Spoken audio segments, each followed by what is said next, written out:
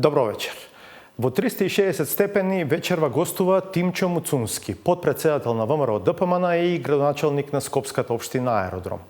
Ке разговараме на теми од централно и од локално ниво. Првата е поврзана со актуелните движења на политичката сцена. Неодамнешните наводи од ВМРО ДПМН е дека пратеници од мнозинството се подготвени да гласаат за распуштање на собранието и одржување избори во мај. Пресретнати од вчерашната и денешната изјава на лидерот на ВМРО ДПМН Христијан Мицкоски дека тие пратеници сега се под брутални и бандитски притисоци на криминални и неформални групи, како порака од раководствата на СДСМ и ДУИ да не го прават тоа. Тимчо Муцунски, добро вечер, добре дојдовте. Добро вечер, благодарам за поканата. Дали лидерот Мицкоски споделил дел од овие сознанија со вас? Тоа што можеме да го констатираме како ноторен факт е дека по сите анкети на јавно мислење кои што се појавија во последниот период, независно кој беше нарачател на истите, општа констатација е дека Македонија се движи во погрешна насока, дека граѓаните посакуваат промена на власта и дека е потребно Македонија да има избори по кои што ќе почне да се движи, се надеваме, во правилна насока со формирање на нова влада. Таквите информација, таквиот пулс на граѓаните, верувам дека го чувствуваат и дел од пратениците кои што се дел од парламентарното мнозинство.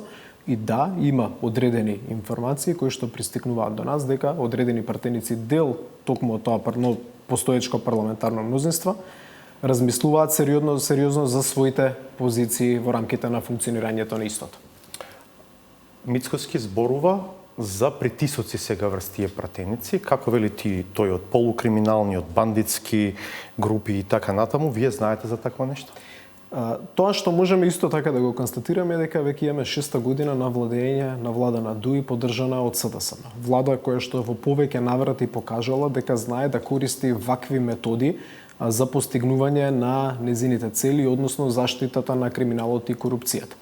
Видовме каков беше преспанскиот процес, се сеќаваме на случувањата со ново формираното мнозинство кој што постоеше, па наеднаш еден пратеник тотално исчезна предходната година, така да не е за изненадување доколку вакво нешто навистина се случува и во моментот на терен, бидејќи за жал тоа е начинот на кој што функционира веќе 6 години, ДУИ поддржана од СДСМ. Ајде да зумирам уште малку. Дали воопшто постојат такви пратеници? Бидејќи освен пратеникот Павле Трајанов, од кого јавно гледаме и слушаме изјави, не сме чуле дисонантна изјава или настан на кој би посведочиле, поврзана со пратеник од мнозинството, што би била индикација за такво нешто за што зборувате. Па јас прво што би кажал е да се вратиме на периодот кога поминуваше таа некоја иницијатива без никакво формално правно значење поврзана со францускиот предлог во собранието и ако се сеќаваме, не сите пратеници делови од мнозинството го поддржаа тој процес. Верувам дека таму има луѓе со здрав разум, луѓе кои што и мислат добро пред се на Република Македонија, не на политичките субјекти, бидејќи политичките субјекти се надминливи. Ние сите треба да се поставиме пред се во смисла на државниот интерес и тоа што треба да го направиме за доброто на државата и верувам дека има луѓе дел од парламентарното мнозинство кои што размислуваат токму во таа насока. Дали сепак изјавите на Мицкоски и господин Муцунски не се само алиби, затоа што очигледно дека нема да се оствари тоа што тој го најавуваше. Да се распушти парламентот до почетокот на февруари, најдоцна до почетокот на февруари и да се одржат превремени избори во мај. Видете, председателот Мицкоски секогаш ја оставаше отворена и втората опција во неговите изјави, доколку не се случи тоа, каква состојба би настанала. Јас тоа што можам да го констатирам по претходната пракса е дека при постоење на неколку вакви пратеници, верувам дека притисоците се огромни. Тешко е да се предвиди тие луѓе како ќе постапуваат, но тоа што исто така можеме да го констатираме е дека веќе има повеќе јавни изјави и во рамките на ДУИ и во рамките на пратеничката група на СДСМ кои што упатуваат дека во тие партии постојат сериозни проблеми, сериозни несогласувања и сериозно различни размислувања по однос на начинот на кој што оваа постоечка влада ја движи Република Македонија. Но ние како политички субјект секогаш оставаме внатре партиските работи другите партии да се ги решаваат. Но тоа што го гледаме како општа јавност е дека владее сериозна недоверба во најголемите политички субјекти кои што владаат владата од внатре кај нив. Информирал ли Мицкоски за контакти со Заев и договарање заедничка влада на ВМРО, ДПМН и СДСМ. Во некои сценарија се зборуваше дека таа влада би била без ДУИ. Предпоставам дека може би дел од овие надежи, очекувања, најави на Мицкоски биле поврзани и со ваков тип на контакти. За такво нешто не сме разговарале во рамките на партијата, а сме имале многу разговори, многу средби и многу консултации. Мислам дека тоа е во сферата на политичките шпекулации во овој момент. Но тоа што би кажал е дека сме информирани во рамките на комуникацијата која што пред се постои во Собранието на Република Македонија, дека во рамките на самото парламентарно мнозинство има сериозна недоверба во однос на начинот на кој што се движи државата. Се појавија во јавноста, јас ќе ги наречам кредибилни наводи, дел медиумски, дел и други, за контакти заев Мицкоски, договарање заедничка влада. Моето прашање би било зошто ВМРО ДПМН, ако е толку сигурна во својот изборен потенцијал за победа, би влегувал во тој тип на комуникации, во договарање на такви формули? Комуникацијата која што пред се постои во рамките на Собранието не е за некоја таква формула, туку комуникацијата која што постои во Собранието помеѓу пратениците е примерно насочена кон една цел: предвремени парламентарни избори. И ВМРО ДПМН тоа постојано го нагласува. Нашата цел е предвремени парламентарни избори не само како цел сама по себе, бидејќи ќе повторам, анкетите на јавно мислење покажуваат дека граѓаните тоа го посакуваат. Анкетите на јавно мислење покажуваат дека граѓаните сметаат дека државата се движи во тотално погрешна насока и владата не испорачува соодветни резултати, а истовремено бидејќи ние имаме доверба дека имаме и програма, и план, и тим кој што со сите глобални и локални предизвици може да се соочи и да почне да движи државата во вистинска насока. Вие лично што мислите за една таква идеја? В заедничка влада на СДСМ и ВМРО ДПМН? Јас прво што би кажал е дека мислам дека најголем проблем кој што го имаме во политичкиот систем и во политичката култура е фактот дека политичка партија како ДУИ е на власт повеќе од 20 години. Мислам дека е здраво примерно за ДУИ да замине во опозиција. Јас лично не сметам и немам ништо против политички субјекти како такви, имам против луѓето кои што во моментот го раководат СДСМ и во минатото кои што го раководеле СДСМ, бидејќи сметам дека немаат план како да движат државата напред и сметам дека дел од нив треба со тек на време, кога ќе дојде на вистина власт која што ќе го движи правосудниот систем во соодветна насока, да бидат предмет и на одговорност за сериозни индици кои што ги има. За ДУИ, па се префрливте на СДСМ. Да. Сега, вториот дел од изјавата на ДУИ се однесуваше или на СДСМ? Не, вториот дел од изјавата се однесува на сите. Значи, било каква комуникација која што може да ги има помеѓу било кој политички субјект во иднината, дури и некои вакви тези и шпекулации кои што се појавуваат како јавноста, не треба да се сметаат за алиби за изземање на одговорност за индиции за сторени кривични дела.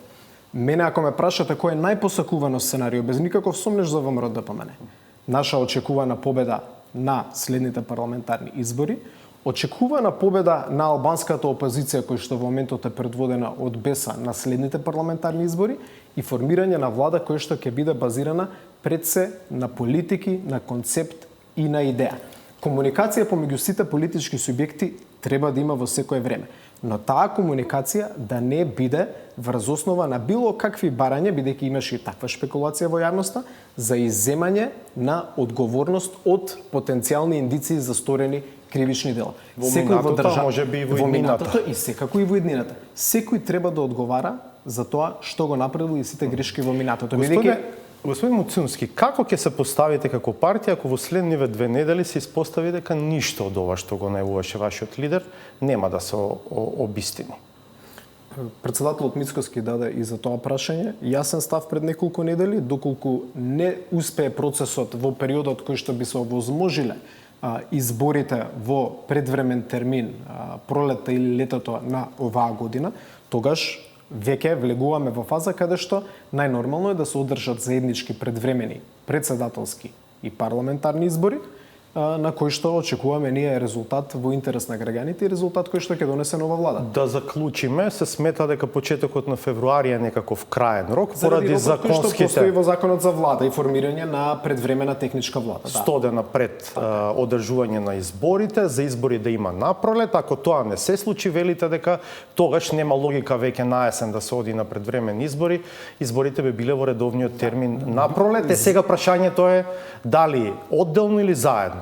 Видете, затоа и ние го врзуваме во една таква хипотетичка, сега разгледуваме возможни сценарија, бидејќи претседателските и парламентарните избори треба да се случат во едно такво сценарио, заеднички. Зошто заеднички? Затоа што е нелогично држава како Република Македонија со такви финансиски и буџетски проблеми кои што ги има во моментот, во распон од 2 до 3 месеци, двојно да троши средства за одржување на избори. Но секако нашата цел во моментот е да видиме како ќе се движи развојот во рамките на собранието, таа комуникација која што постои во рамките на собранието и секако следните неколку недели ќе го покажат власта резултатот реши на прво тоа. да оди на претседателскија, потоа на парламентарни избори? Тогаш ќе треба партиските органи на ВМРО ДПМН да заседаваат и да видиме каква ќе биде нашата реакција на една таква неразумна одлука која што би го донело мнозинството. Па дури да не учествувате на избори. Секоја опција во тој момент е на располагање, бидејќи нашата примарна цел е да ги заштитиме демократските процеси, но и да го заштитиме буџетот на државата. Добро, моето прашање да не учествувате на избори се однесуваше на претседателските, ако тие бидат пред парламентарните. Да, така и го сватив. Се најавува влегување на Алијанса за албанците во владата. Моето прашање во тој контекст би било дали ВМРО ДПМН е некако останува изолирана од партиите на албанците. Ако и Алијанса влезе во владата, таму се веќе дуи алтернатива, останува само Беса надвор. Па примерно ќе кажам дека мене тој став на Алијанса на албанците доста ме изненади. Зошто? Затоа што пред се таа е политичка партија која што на последните парламентарни избори настапи опозициски во однос на ДУИ. Таа е политичка партија која што во последните години постојано ги нагласува недоследностите во владењето на владата на ДУИ и СДСМ. И сега вие наеднаш да влезете во влада која што по очекувањата, бидејќи влегуваат со тезата дека ќе има редовни избори, значи и да бидат редовни изборите, тоа е влада која што би траела и помалку од една година, бидејќи тогаш ќе треба да отпочне процес за формирање техничка влада. И кои се тие автентични намери кои што вие ќе ги постигнете во 11 месеци со неколку ресори и неколку директорски места. Значи, мене ме грижи автентичноста на нивното опозицијско дејствување, доколку одлучат да влезат во владата. Може би е инвестиција во таа една друга идеја за која што се зборува на политичката сцена периодов, а тоа е заедничка широка предизборна коалиција на сите владени партии на следните избори. И тоа е возможно сценарио, но повторно ќе кажам, би ги погазиле вредностите и ставовите кои што ги застапува не само пред година, 2-3, туку ставовите кои што ги застапува и пред месец, 2-3. За жал во политиката треба некојаш да останеме и конзистентни на своите ставови, односно на тоа дали ова е вистинска влада која што ја движи Македонија и какви се намерите на оваа влада за реформскиот развој на државата. Но во однос на вашето прашање, дали ВМРО ДПМН останува изолирано во една таква состојба? Изолирано од партиите на албанците зборувам. Токму во ова студио на столчето кој што седам јас, ако добро се сеќавам, предходната недела седеше и лидерот на Беса, градоначалникот на еден од најголемите градови во државата, тето господинот Билал Касами, со кој што имаме добра соработка, со кој што делиме повеќе ставови по однос на траекторијата на државата од гледна точка на борба против корупцијата, реформа на правосудството и економијата, така да кога продолжува опозицијското дејствување на еден таков голем политички субјект, не мислам дека ВМРО ДПМН останува изолирано. Но на некои теми кои што се важни за партиите на албанците и сами остана на различни позиции од ВМРО ДПМН. Пред се тука мислам на прашањето за уставните измени и внесувањето на бугарите, црногорците и хрватите во уставот. Моето прашање би било дали таквите движења, па дури и ставот на Беса за тоа прашање, потенцијалниот ваш партнер, колку што разбирам, утре по некои следни избори, сепак може да ве натераат да размислите за евентуална промена на вашиот став околу потенцијалните уставни промени во овој мандат на парламентот?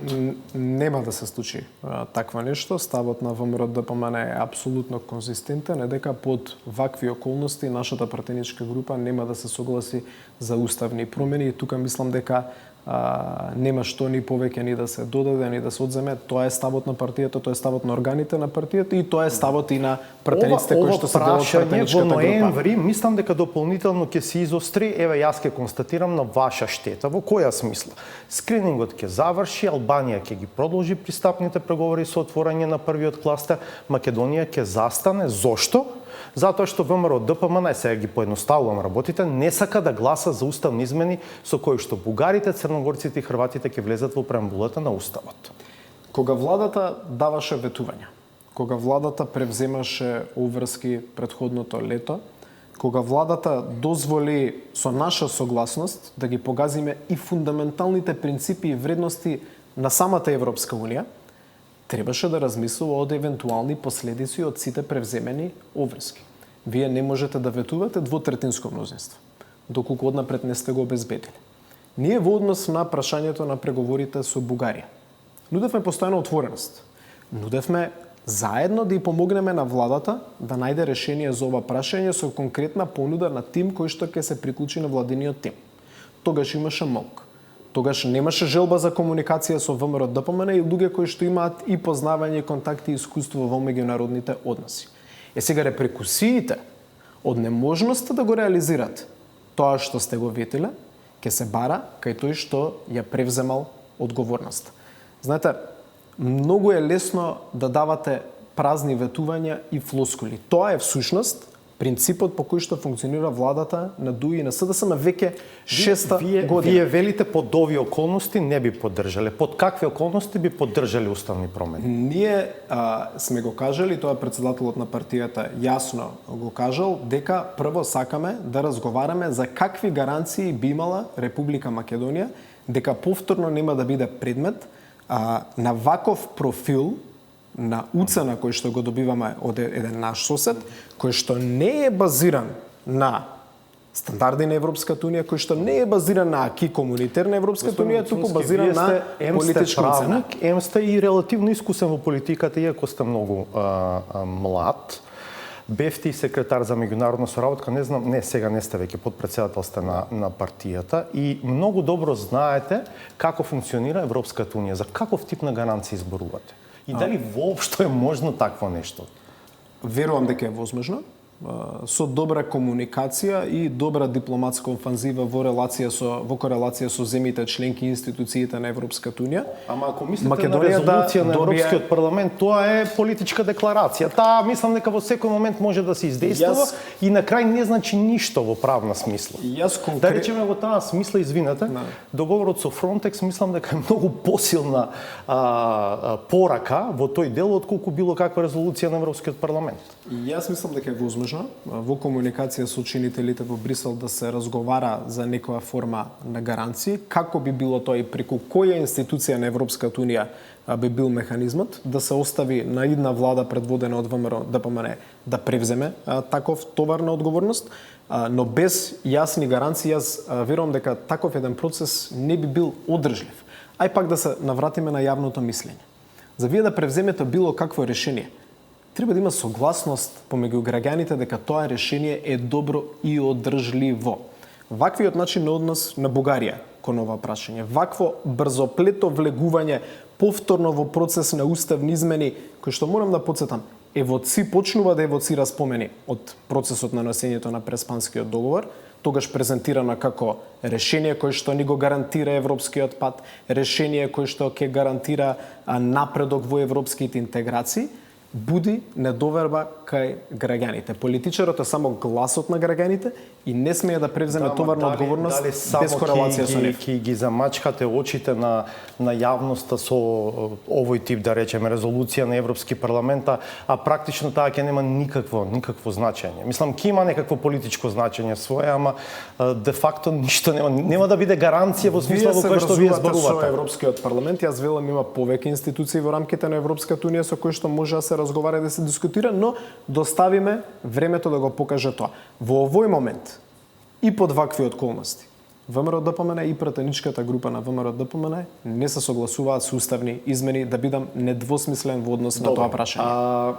Пред 10 дена сега на локално ниво одиме, ја водите Скопската општина Аеродром, пред 10 дена Советот нова општина донесе одлука за издавање обврзница, ја нарековте зелена, во вредност од околу 330 милиони денари, преведено, поедноставено, 5,4 милиони евра. Уште еднаш преведено, тоа значи дека сакате да ја задолжите општината за 5,4 милиони евра. Зашто?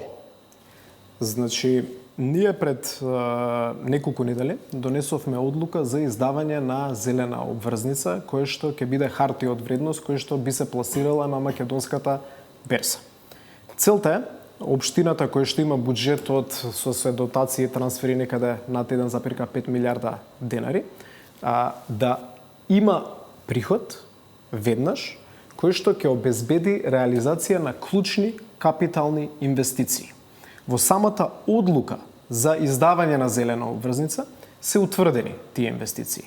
2 градинки, доградба на 2 училишта, доградба која што заради големината на општината ќе значи практично изградба на капацитет кој што во некои помали општини би биле и цели училишта и превземање на низа други капитални проекти.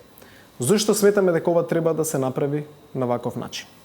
Прво, начинот на кој што во моментот е воспоставена фискалната децентрализација во Македонија значи дека општините во најголема мера, скоро 80% од приходите ги имаат од приходи од комунали. Јас едно мое ветување во кампањата која што го дадов е дека ќе се залагам за хумана урбанизација и неурбанизација каква што сме имале во минатите 5, 10, 15 години во општина Аеродром. Но истовремено, кога се борите за хумана урбанизација, тоа значи помал приход од комунали. Ваквиот начин на финансирање на енергетски ефикасни нови објекти во општината ќе значи до крајот на мојот мандат решавање на прашањето на над 800 деца кои што чекаат за место во градинка во општина Аеродром. Решавање на проблемите на 2 основни училишта кои што се на раб на 3-та смена во моментот. Значи средства строго наменети за капитални инвестиции. Бев предмет на критика од страна на владеачката партија СДСМ. Истата владеачка партија, која што во период од 6 години ја задолжи Република Македонија 2,5 милиарда евра и не можеме да се сетиме на ниту една голема капитална инвестиција. Нели е тука извинете само ќе разговараме на оваа тема. Дали тука не лежи простори за ваша критика, затоа што вие критикувате централната власт за овој принцип задолжување. Сега вие истото го правите на локално ниво.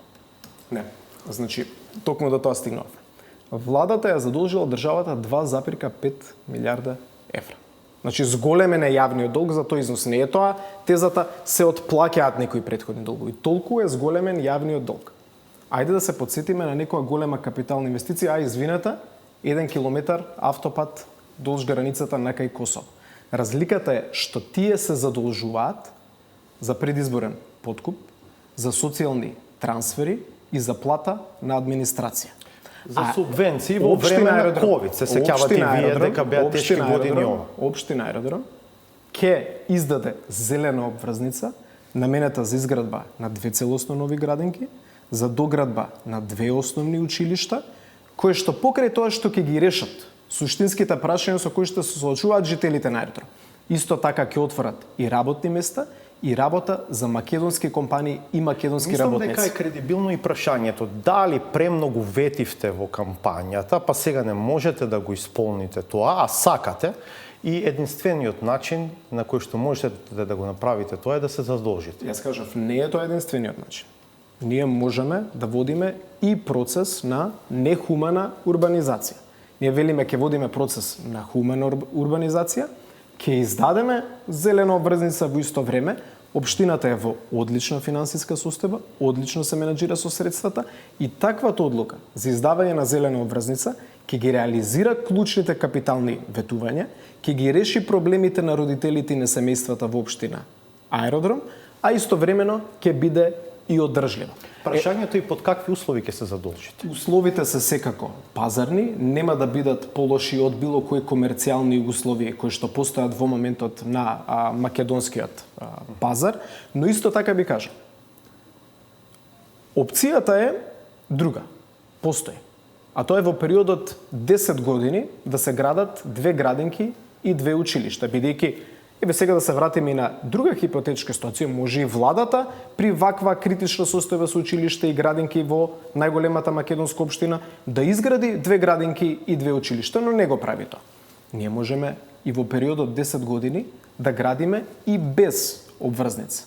При раст на цени, при раст на материјали, а не го решаваме проблемот веднаш. Ова е најекономичниот, најефикасниот начин кој што е по сите меѓународни, светски и европски стандарди и начин кој што ќе обезбеди преку издавање на зелена обврзница граѓаните на аеродром да не треба да чекаат веќе за место за запишување на дете во градинка и наши основни училишта да не бидат во критична состојба со трета смена во основните училишта. Зошто? Дали е буџетот во кондиција да го враќа тоа? Без никаков сомнеш. Без никаков сомнеш буџетот на општина аеродром е во кондиција тоа да го прави и ќе биде во кондиција во следните години. Сега, дилемата при масовната урбанизација на аеродром, кога се случувале сите овие масовни приливи од комунали, зошто не се инвестирало во нови градинки? И зошто не се инвестирало во нови училишта? Зошто не се инвестирало во нова инфраструктура за паркинг места? Ке се остави на моите претходници. Јас сум дојден тука да ги решам проблемите. И го правам тоа на најдобар можен начин. И јас живеам во таа општина, и мојата семејство живее во таа општина. И работиме постојано граѓаните да ги добијат своите најдобри услови. Се дека не градите нови училишта, дека доградувате 2 нови училишта. Сега и на тоа да дадам објаснување. Капацитетот кој што би се зголемил на тие основни училишта по број на училници кои што ги добиваме, ќе биде како да е изградено целосно ново основно училиште во некоја помала општина. Во општина Аеродром 16 и 18 училишта заради големината на општината е доград. Во некоја друга општина 16 до 18 училници е целосно ново основно училиште. Така да, за мене најбитно е на крајот на мандатот општината да биде оставена во добра финансиска состојба, ќе биде оставено, а истовремено да ги реализираме сите капитални проекти кои што не се само програмско ветување, се суштинска потреба за живењето на граѓаните. На самиот крај тоа што Советот донесе одлука и не значи дека и ќе се емитува обврзницата, затоа што на крај треба да добиете дозвола од владата. Очекувате дека ќе помине таа одлука на влада? Јас поминав година дена во Собранието на Македонија. Во тој период бев председател на Комисијата за финансирање и буџета, заменик министер за финансии беше актуелниот премиер Димитар Ковачевски. Безброј пати од него на говорница сум слушнал дека превземањето на ваков тип на обврски кога се работи за капитални инвестиции е добро работење. Така да верувам дека ќе остане доследен на својот збор, бидејќи недавањето одобрение за издавање на зелена обврзница од страна на општина Аеродром ќе значи дека владата е против 2 нови градинки, доградба на 2 основни училишта, изградба на нови улици, изградба на нови канализациони мрежи и сакам да верувам дека владата ќе овозможи на општината да ги реализира тие проекти. За Штип согласноста не помина и ја вратија одлуката на општина Штип назад.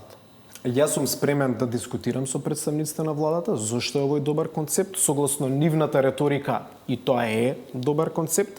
Сум спремен да им објаснам дека за разлика од тоа кога тие превземаат обврски, а не градат ништо, ние со секоја превземена обврска точно конкретно кажуваме што ќе изградиме во интерес на граѓаните и верувам дека, сакам да верувам, оптимист сум и по природа и во политиката, сакам да верувам дека успешно ќе заврши овој процес. Благодарам што бевте дел од 360. Благодарам и на вас.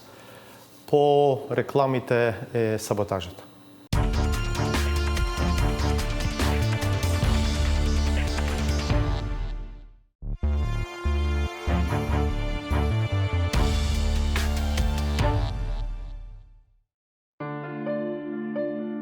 Однесувањето на медиумите и на нивните репрезенти од секогаш предизвикувало длабока психолошка анализа. Но добро е што тие кои биле срекни и весели се полни со разбирање за тагата и јароста кои се излеваат врз гробот кој тие почнале да го копаат.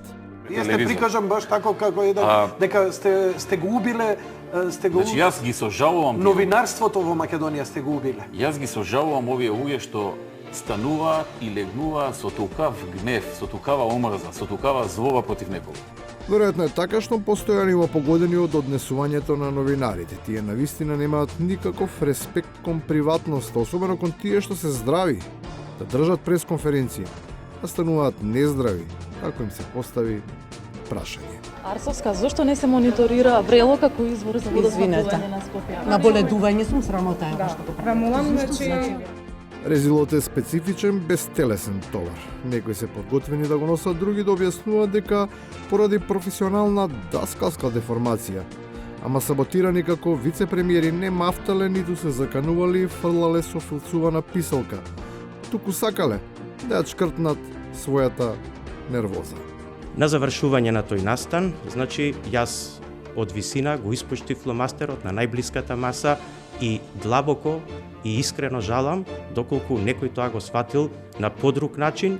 Не е евидентиран друг начин да се свати замавнување, исто како што не постои рационално објаснување со кое за внатрепартиските судири и за публицитетот кој го добиваат разгоропадените огнени момчиња.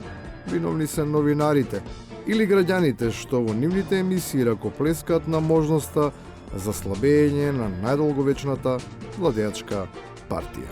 Ватани, кој ти бој ушрбим? Мекто, левизија ќе побојн. Сигуриш армијќвата штиптарве, подуартрокиси, Алфа, Телма, Мелма. Меѓу новинарите никогаш не недостигали ниту одродени македонци. Тие се обични предавници кои за ситна пара не само што станале северџани, туку прераснали и во нова форма, станувајќи цобиња. Оние платени за волја на вистината малкумина, владини пера, ако можам така да ги наречам, преку мали колумнички не убедуваат дека триумфирале по кој знае кој пат го заштитиле македонскиот јазик. Па не ли е премногу? Не само што е премногу, туку тоа остава далекусежни последици. И не е потребна посебна играна детекција за да се разбере кому сето тоа е насочено. Сепак, желбата да се инспектира трае и покрај тоа што се е веќе видено и добро познато. Доколку некој се препознал во тоа што го кажав, иако тоа вистина, и при тоа има потреба од извинување, тогаш го има моето извинување. И на крајот, без да има потреба од прошка, важно е да си имаат предвид фактите. Сите што отвориле фронт, војна, со медиумите и со нас новинарите и со нас како фела, загубиле. Најважно од се е да нема жртви. Оти во таа битка, најмногу од се, ке настрада таа за која се бориме. Со вас се одјавуваме. Пријатно до понеделник во 22:20.